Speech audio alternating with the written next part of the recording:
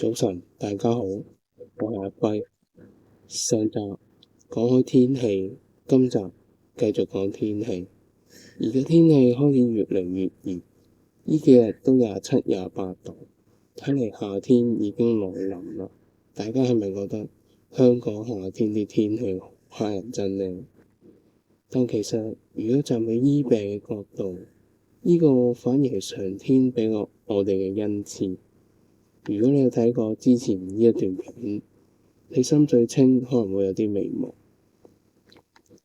Anyway， 對於患病者嚟講，夏天點解係上天俾你嘅恩賜呢？因為呢個係我哋身體自我修復嘅黃金時間。原子點講俾我哋聽，所有疾病症狀皆因體傷同熱能不足所致，而熱能不足更係因中之因。冬天嘅時候，因為外面嘅環境好寒冷，熱能流失得好快，身體根本已經唔夠熱能去用啦。為咗要維持身體機能嘅正常運作，身體必須要將熱能留俾重要嘅器官做日常運作。所以點解你冬天會覺得手腳冰冷？其實就係熱能所剩無幾。身體要分配熱能俾你嘅五臟六腑，因為呢啲器官唔夠熱能嘅話，你會好大鑊，甚至影響生存。但你手指腳趾呢啲地方，如果唔夠熱能，一時三刻其實都無傷大雅。大家試諗下，冬天嘅時候，身體咁嘅狀態之下，仲有冇多餘嘅熱能去額外幫你嘅器官做自我修復呢？如果以呢個邏輯去推敲，其實夏天就正正係我哋自我修復嘅黃金時間，簡直係上天俾我哋嘅恩賜。聽到呢度，相信大家都唔難明白箇中嘅原理。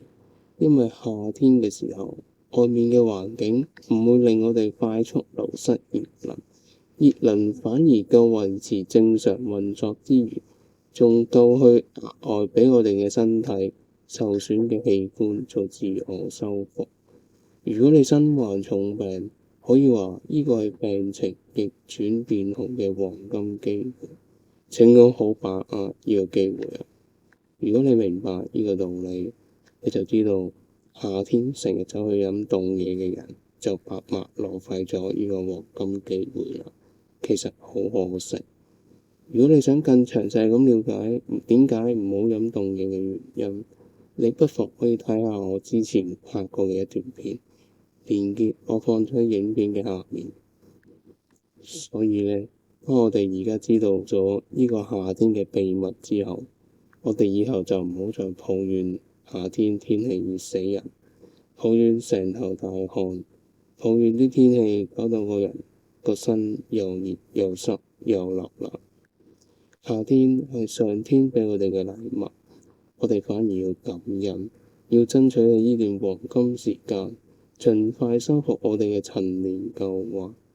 如果你而家身體有好多陳年舊患，不妨諗下，我係咪可以把握夏天呢段黃金時間去加強修復我嘅身體？話唔定你會有意想不到嘅效果呢。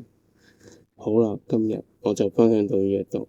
下次再同大家傾過啦，拜拜。